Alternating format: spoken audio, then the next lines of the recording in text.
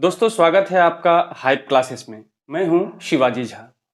दोस्तों कल जो हमने बात किया था वो किया था हमने अंग्रेजों का बंगाल विजय पर, और उसके क्रम में हमने समझा था सबसे पहला प्लासी का युद्ध को, और प्लासी के युद्ध के सारे षड्यंत्र को भी हमने समझा था। और मैंने आपको बताया था कि ये युद्ध नाम मात्र का युद्ध था, क्योंकि इस युद्ध को पहले ही मैनेज किया जा चुका था, यानी कि एक षड्यंत्र के तहत जो भी सिराजुद्दौला के अधिकारी थे और उनके जो संबंधी थे वह सब पहले ही अंग्रेजों के साथ मिले हुए थे। इसलिए प्लासी के युद्ध का जो परिणाम था वह पूर्व से ही निर्धारित था। इसलिए प्लासी के युद्ध को युद्ध नहीं माना जाता है, बल्कि एक पूर्व सुनियोजित षड्यंत्र माना जाता है। लेकिन उसके बाद की जो स्थिति बनी, यानी कि प्लासी के बाद की जो स्थिति बनी, जो दूसरा युद्ध था बक्सर का युद्ध, वह वास्तव में एक युद्ध था। और इस युद्ध को जीतना अंग्रेजों के लिए कोई आसान बात नहीं थी, क्योंकि आप देखेंगे अभी मैं आपको समझाऊंगा कि बक्सर की जो लड़ाई थी उसमें कोई एक शासक नहीं लड़ा था अंग्रेजों से, बल्कि तीन तीन महत्वपूर्ण शासक अंग्रेजों के साथ लड़ा था। और तीन महत्वपूर्ण शक्तियां, उस समय की जो सबसे ताकतवर तीन शक्तियां थी, वह अंग्रेजों से एक साथ पराजित होता है। इसलिए बक्सर के युद्ध को एक निर्णायक युद्ध माना जाता है। और इस युद्ध का जो परिणाम था उसने बंगाल के भविष्य को तय कर दिया कि अब बंगाल पर, और सिर्फ बंगाल पर ही नहीं, जो भी उत्तर भारत के क्षेत्र हैं अधिकांश क्षेत्र पर अब अंग्रेजों का शासन स्थापित हो गया। तो आइए समझते हैं आज बक्सर के युद्ध को।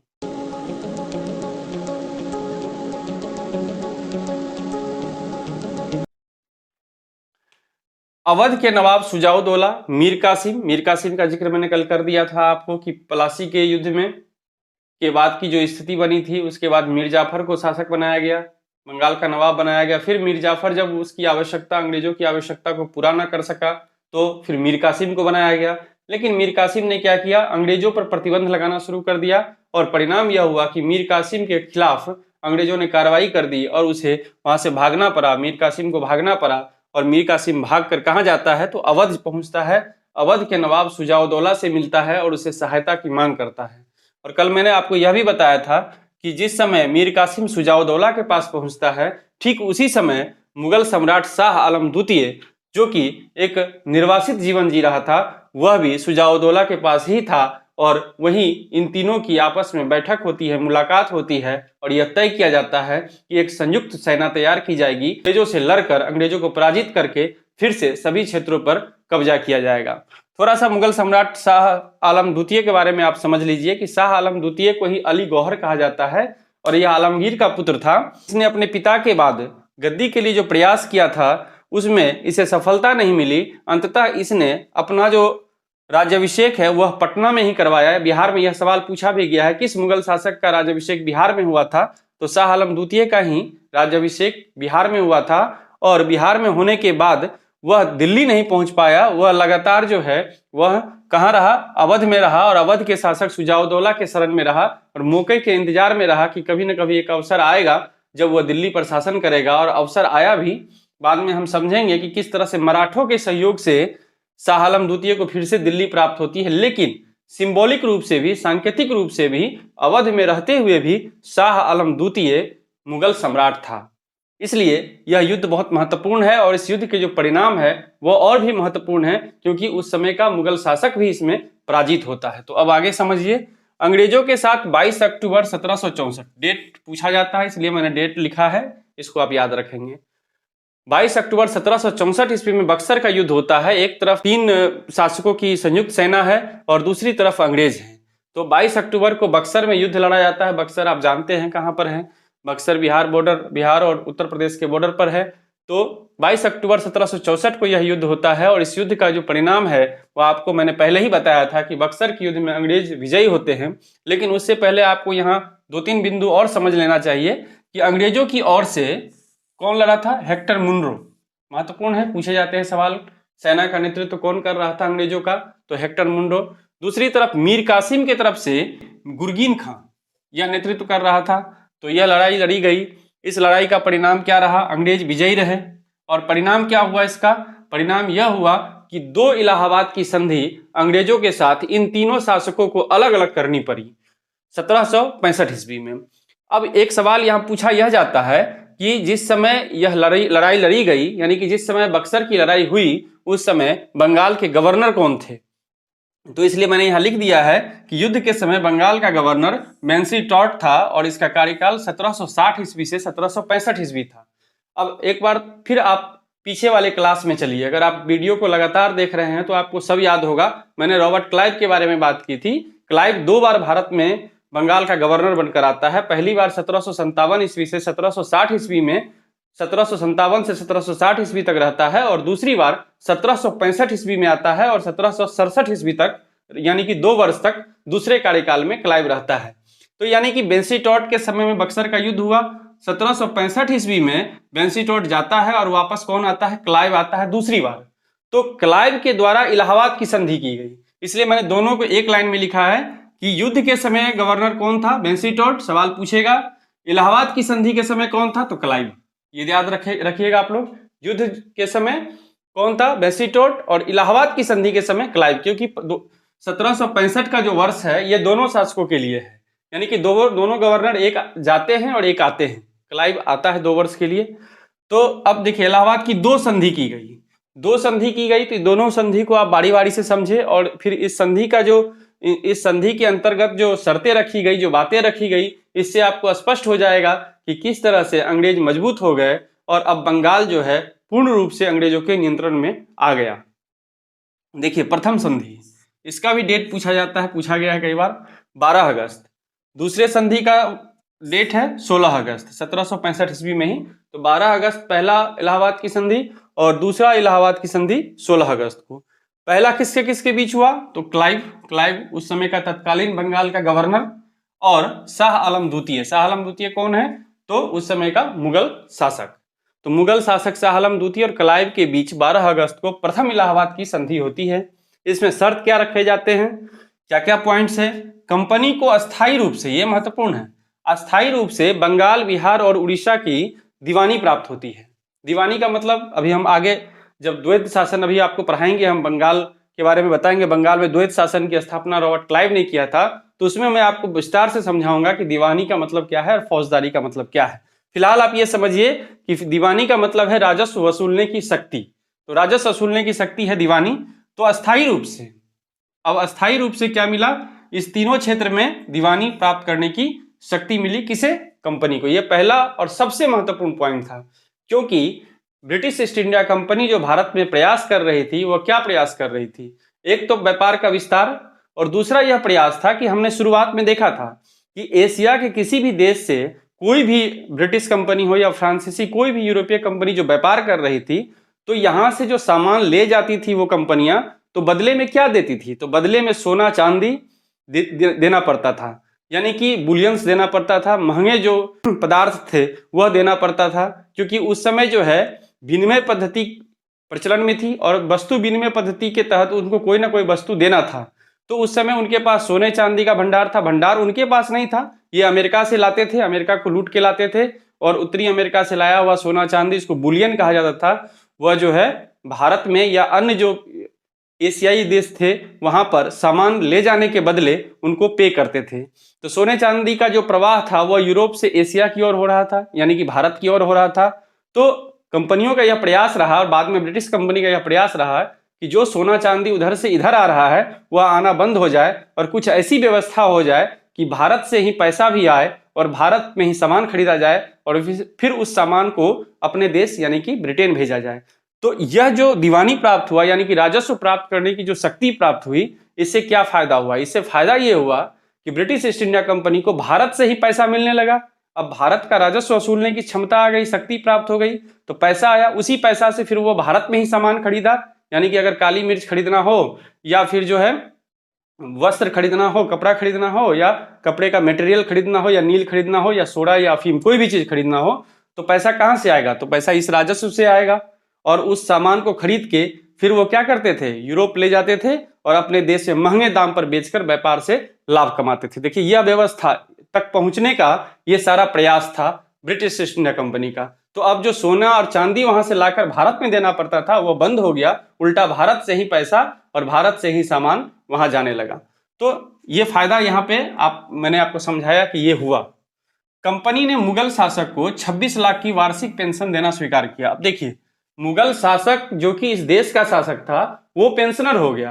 किसका पेंशनर हो गया? एक ब्रिटिश कंपनी का पेंशनर हो गया जो कि व्यापार करने भारत आया था। और आपको याद होगा कि जब भारत आया था तो जहांगीर के दरबार में जाकर क्या कहा था कि मुझे एक व्यापारिक फैक्ट्री खोलने दीजिए सूरत में, और उसके लिए भी उसको प्रयास करना पड़ा था।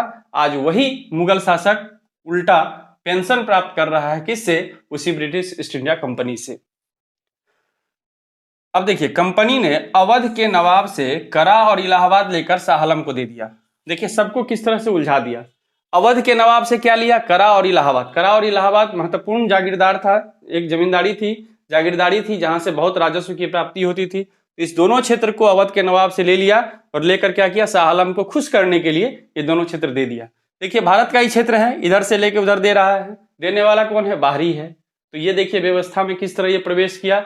और बक्सर के युद्ध के जो परिणाम थे वह किस तरह से ब्रिटिश ईस्ट इंडिया कंपनी के लिए लाभकारी हो रहे हैं वो देखिए।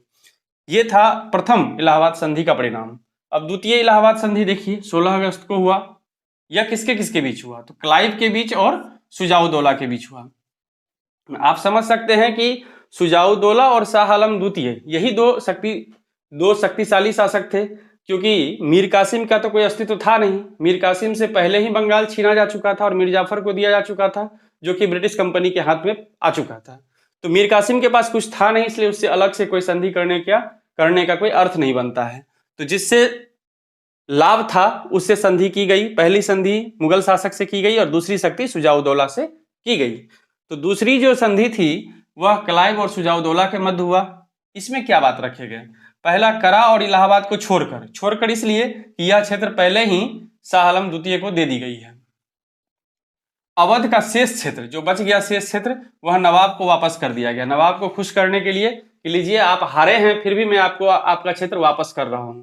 लेकिन ये जो खुश करने की बात है, आगे के शर्तों में, आगे के पॉइंट्स में आप समझेंगे ये खुश करने का नहीं, उनको बर्बाद करने का ये व्यवस्था था। अब देखिए, नवाब द्वारा कंपनी को 50 लाख रुपये दिया जाना स्वीकार किया। अब देखिए नवाब क्या करेगा? ये सारा क्षेत्र जो वापस किया तो 50 लाख रुपया क्या करेगा?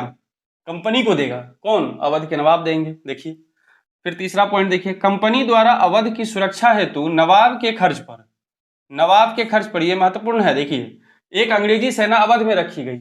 अब एक अंग्रेजी सेना अवध में रहेगी उसकी सुरक्षा के लिए। किसकी सुरक्षा के लिए? अवध की सुरक्षा के लिए। और उस सेना का खर्च कौन उठाएगा? उस सेना का खर्च अवध का सरकार उठाएगा, अवध का नवाब उठाएगा। अब देखिए, अवध का नवाब का पैसा लग रहा है, अवध के नवाब को घेर के ब्रिटिश सेना रहेगी। यानी कि अवध का नवाब कोई भी स्वतंत्र निर्णय नहीं ले सकता है, कोई भी स्वतंत्र कार्य नहीं कर सकता है, क्योंकि अंग्रेजी सेना उसे घेरे हुआ है। ये सुरक्षा नहीं था बल्कि एक हमला था, लेकिन सुरक्षा के नाम पर इसको दिया गया था। और उल्टा अपने सेना को, जो अंग्रेज को अपने खर्च पे रखना था, वह अब नवाब के खर्च पे रखने लगा। देखिए किस तरह की व्यवस्था है। कंपनी को अवध में कर मुक्त व्यापार की छूट मिली। देखिए, आप पहला पॉइंट पे हमने जिक्र किया था कि शेष क्षेत्र अवध को दे दिया गया। परिणाम देखिए क्या हुआ? कर मुक्त व्यापार। यही तो ये चाहते हैं, क्योंकि ये व्यापारी है, इनको टैक्स नहीं लगे, आराम से ये व्यापार कर सके। यही तो, इसी की तो लड़ाई थी, इसी की लड़ाई बंगाल में भी थी, इसी की लड़ाई फिर अवध में हुई। और अवध में देखिए आराम से इसको ये छूट मिल गया। बाद में हम देखेंगे कि अब ये दक्षिण की ओर मूव करेगा। जब दक्षिण में हम लोग पढ़ेंगे तो मैसूर युद्ध पढ़ेंगे, फिर यही स्थिति मराठा के साथ देखेंगे हम लोग अगले वीडियो में, आने वाले समय में। तो इसका मेन उद्देश्य क्या है? मेन उद्देश्य है कि व्यापारिक विस्तार हो और कोई डिस्टरबेंस नहीं हो, कोई टैक्स नहीं लगाया जाए, निर्बाध रूप से हो। दूसरा कि कोई कंपटीटर नहीं हो। जैसे फ्रांसीसी कंपनी को भगाने के लिए बहुत प्रयास किया इसने, कर्नाटक युद्ध आपने पढ़ा है, कि कोई कंपटीटर नहीं हो हमारा मार्केट में, मैं अकेला राज करूं। तीसरा था कि पैसा जो सोना चांदी लाकर हमको यहाँ से सामान ले जाना पड़ता है वो न लाना पड़े वहां से, उल्टा यहीं से धन प्राप्त हो जाए और उसी धन से मैं खरीद कर फिर यूरोप ले जाऊं सामान। ये सब उसका जो सपना था वो यहाँ पूरा हो रहा था। अब देखिए, बनारस और गाजीपुर में जागीरदार बलवंत सिंह को छूट दे दी गई। क्यों छूट दी गई? अच्छा, बनारस और गाजीपुर कहाँ है? तो वह अवध का क्षेत्र था। इसमें एक जागीरदार थे बलवंत सिंह, इसको छोड़ दिया गया कि भाई आप जैसे हैं वैसे शासन कीजिए। क्यों छोड़ दिया गया बलवंत सिंह को? इसलिए कि यह जो युद्ध हुआ था बक्सर का युद्ध, इसमें बलवंत सिंह ने अंग्रेजों का साथ दिया था। और अंग्रेजों का साथ दिया था तो अंग्रेज कुछ ना कुछ तो पुरस्कार देंगे। तो पुरस्कार यही दिया कि भाई आपकी जागीरदारी सलामत रहेगी, जाइए आराम से आप रहिए। तो यह प्रथम इलाहाबाद संधि और द्वितीय इलाहाबाद की संधि बहुत महत्वपूर्ण था इस सभी क्षेत्र पर ब्रिटिश कंपनी के शासन के दृष्टिकोण से। आप यहाँ समझे हैं कि किस तरह से दोनों ही क्षेत्र में निर्बाध व्यापार की छूट मिल गई। बंगाल में उल्टा दीवानी का जो अधिकार है वह मिल गया, यानी कि राजस्व प्राप्त करने का अधिकार मिल गया। यानी कि सभी तरह से बक्सर का युद्ध एक ऐसा निर्णायक युद्ध था जो ब्रिटिश ईस्ट इंडिया कंपनी को स्थापित कर दिया और यह भी तय कर दिया कि या बंगाल हो या अवध हो या मुगल शासक हो, सभी पर सिर्फ और सिर्फ ब्रिटिश ईस्ट इंडिया कंपनी का ही राज रहेगा। आगे हम इस बात को अभी और समझते हैं कि द्वैत शासन किस तरह से स्थापित किया गया था, क्योंकि क्लाइव के दिमाग का ही उपज था द्वैत शासन। द्वैत शासन को समझेंगे तो और आपको अंग्रेजों का जो विजन है वो और स्पष्ट हो जाएगा। तो आइए समझते हैं बंगाल में द्वैत शासन को। अब देखिए, इलाहाबाद की संधि का जो परिणाम था वह था बंगाल में द्वैत शासन, और यह द्वैत शासन जो था वो किसके दिमाग की उपज थी, तो ये उस समय का जो गवर्नर था बंगाल का क्लाइव, जिसका मैंने वहां बगल में शासनकाल भी लिखा है 1765 ईस्वी से 1767 ईस्वी, ये द्वितीय कार्यकाल था क्लाइव का, और इसी के समय इलाहाबाद की संधि हुई थी, और उसी इलाहाबाद संधि का परिणाम और क्लाइव के दिमाग का उपज था बंगाल में द्वैत शासन। अब देखिए, द्वैत शासन कब से कब तक रहा, मैंने यहीं पे एक जगह लिख दिया, 1765 ईस्वी से 1772 ईस्वी तक रहा था। 65 में क्लाइव ने इसे शुरू किया था और 72 में वारन हेस्टिंग्स जब गवर्नर बन के आए तो उसने क्या किया, इस व्यवस्था को समाप्त कर दिया। वारन हेस्टिंग्स का कार्यकाल भी मैंने लिख दिया है 1772 ईस्वी से 1785 ईस्वी तक था। देखिए, द्वैत शासन क्या था इसको समझिए। अंग्रेजों को बंगाल का दीवानी प्राप्त हुआ, ये तो हमने जिक्र कर लिया है कि इलाहाबाद की संधि के तहत क्या हुआ, अंग्रेजों को बंगाल का दीवानी क्या है। देखिए, जो मुगल व्यवस्था थी, जो मुगल शासक के अंतर्गत जो प्रांतीय व्यवस्था थी, उसमें हर प्रांत में दो विभाग हुआ करता था। प्रांत में दो विभाग होता था, एक दीवानी और एक निजामत। यहाँ पर मैंने जिक्र भी किया है, दीवानी और निजामत, ये दोनों जो है वह केंद्र सरकार यानी कि मुगल शासक के नियंत्रण में होता था। दीवानी और निजामत के लिए दो अधिकारी नियुक्त किए जाते थे। दीवानी के लिए जो अधिकारी नियुक्त होता था यानी कि दीवान, उसका कार्य होता था राजस्व वसूली का कार्य करना और फिर उसको जो है सरकार को देना।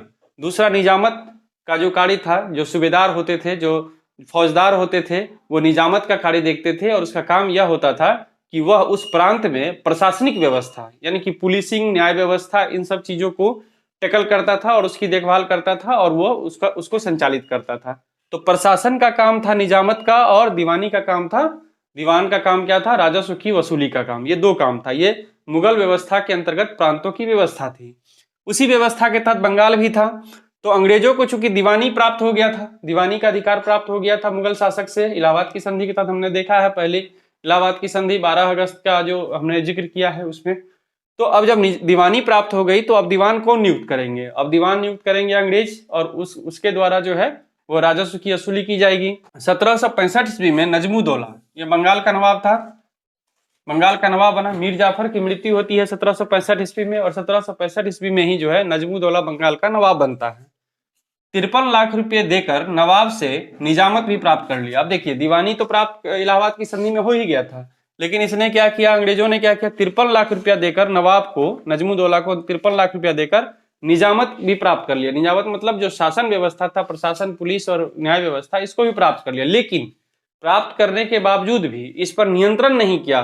कंपनी ने क्या किया, पैसा लिया और कहा कि निजामत का काम आप ही देखिए, यानी कि नवाब ही शासन व्यवस्था देखेगा, लेकिन किसके नियंत्रण में, किसके इशारे पर, तो वो करेगा कंपनी के इशारे पर करेगा नवाब निजामत का कार्य, लेकिन किसके इशारे पर करेगा कंपनी के इशारे पर। लेकिन दीवानी का काम जो है पूर्ण रूप से अपने पास ले लिया।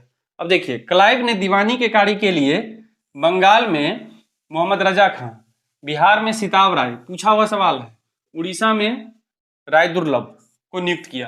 तो चूंकि अंग्रेज अधिकारी को अगर दीवान के पद पर नियुक्त किया जाता, राजस्व वसूली के लिए नियुक्त किया जाता, तो वो वसूल नहीं कर पाते, क्योंकि वहां के स्थानीय नियम को जानना, स्थानीय भाषा को जानना, ये सब अंग्रेजों के लिए कठिन काम था। तो इसीलिए इस व्यवस्था को 3 व्यक्ति के हाथ में दे दिया गया। बंगाल में कहा गया कि मोहम्मद रजा खां वसूली का काम करेंगे, राजस्व का काम देखेंगे, बिहार में सिताब राय देखेंगे और उड़ीसा में राय दुर्लभ देखेंगे। जब भी हम बंगाल की बात करते हैं तो बंगाल का मतलब है 3 राज्य, बंगाल, बिहार और उड़ीसा, ये तीनों जो है ज्वाइंट था, इसीलिए बंगाल का मतलब इस 3 राज्य को आप एक साथ समझेंगे। तो तीनों राज्य में अलग अलग व्यक्ति को दीवानी के कार्य के लिए नियुक्त कर दिया और निजामत का कार्य किसके लिए छोड़ दिया? नजमुद्दौला के लिए। नजमुद्दौला के लिए छोड़ दिया कि भाई आप शासन प्रशासन देखिए और दीवानी का जो काम है, राजस्व वसूली का जो काम है वह कंपनी करेगी। कैसे करेगी? 3 एजेंट के माध्यम से करेगी 3 क्षेत्र में। तो अब देखिए एक ही राज्य में 2 तरह की व्यवस्था हो गई, एक नवाब के हाथ में, एक कंपनी के हाथ में। इसीलिए इस व्यवस्था को क्या कहा जाता है? द्वैध व्यवस्था, द्वैध शासन, 2 तरह का शासन। अब प्रशासन का कार्य यानी कि निजामत जो है नवाब के हाथों में चला गया, समझ ही रहे हैं उसी बात को, और राजस्व वसूली का कार्य कहाँ चला गया? दीवानी अंग्रेजों के हाथ में चला गया। यही है द्वैध शासन, 2 तरह का शासन, 2 शासक एक ही राज्य में। इस द्वैध शासन का परिणाम 1770 ईस्वी में, बहुत महत्वपूर्ण है ये, बंगाल का अकाल था। 1770 ईस्वी में इससे अकाल पड़ा। अकाल कैसे पड़ेगा आप सोचिए जरा। अब देखिए राजस्व वसूलने का काम किसका है? कंपनी का है। कंपनी के एजेंट वसूली करेंगे। कंपनी को इस बात से कोई मतलब नहीं है कि वह किसान जो है जिससे राजस्व वसूला जा रहा है उसकी खेती अच्छी हुई या नहीं हुई, फसल हुआ या फसल नहीं हुआ। जागीरदार को, जमींदार को यह दबाव दिया जाता था कि भाई आप इतना पैसा दीजिए टैक्स के रूप में, और जमींदार पैसा कहाँ से देंगे? तो जो अपने रैयत है, जो किसान है, उससे वसूलेंगे। तो किसानों की स्थिति क्या हुई? धीरे धीरे दयनीय होती चली गई। उसको राजस्व का बोझ उस पर बढ़ता चला गया। राजस्व का बोझ बढ़ा तो किसानों ने कर्ज लिया और फिर कर्ज के बोझ में दबते चले गए। ये धीरे धीरे स्थिति ऐसी हो गई कि लोग इतने कर्ज में डूब गए कि उनके पास खाने के लिए भी पैसा नहीं था, खाने के लिए अनाज नहीं था। कभी पैसा तो कभी अनाज, वह सिर्फ जो है दीवानी देते चले गए, राजस्व देते चले गए, और स्थिति हुई 1770 आते आते क्या हुआ? अगले 5 साल में ही बंगाल में भयंकर अकाल पड़ा। और इस अकाल का परिणाम यह हुआ कि बंगाल और बिहार की 1/3 जनता जो है वह मर गई। 1/3 जनता मर गई इस अकाल में। 1770 का वर्ष पूर्णिया के लिए भी महत्वपूर्ण है क्योंकि इसी वर्ष जो है पूर्णिया जिले की स्थापना भी होती है। तो यह अकाल बहुत भयंकर अकाल था और इसी का परिणाम था, इस अकाल का ही परिणाम था कि बाद के समय में अंग्रेजों को यह लगा कि यह बहुत ठीक नहीं हुआ है। तो बाद में आप देखेंगे कि 1772 ईस्वी में जब वारेन हेस्टिंग्स आता है भारत, शासक बन के, मैंने यहाँ दिया था, गवर्नर बनकर आता है 1772 ईस्वी में और 85 तक रहता है, तो उसने क्या किया? द्वैध व्यवस्था को समाप्त कर दिया। और समाप्त करने का मतलब यह नहीं है कि बंगाल के नवाब को लौटा दिया, बल्कि यह है कि बंगाल के नवाब के पास जो निजामत दिया था वह भी अपने पास ले लेता है। यानी कि दोनों चीज, दीवानी और निजामत का कार्य अब British company, British east India company देखता है। तो ये कुल मिलाकर जो बंगाल में द्वैध शासन था, इसका परिणाम यह हुआ कि जो ब्रिटिश ईस्ट इंडिया कंपनी है वह धनवान हो गई और बंगाल चूंकि एक धनी राज्य था और यह इसका जो व्यापारिक दृष्टिकोण था वह भी बहुत अच्छा था। व्यापारिक और रूप से या कृषि के रूप में देखिए या ज्योग्राफिकल कंडीशन देखिए, एक समृद्ध राज्य था बंगाल।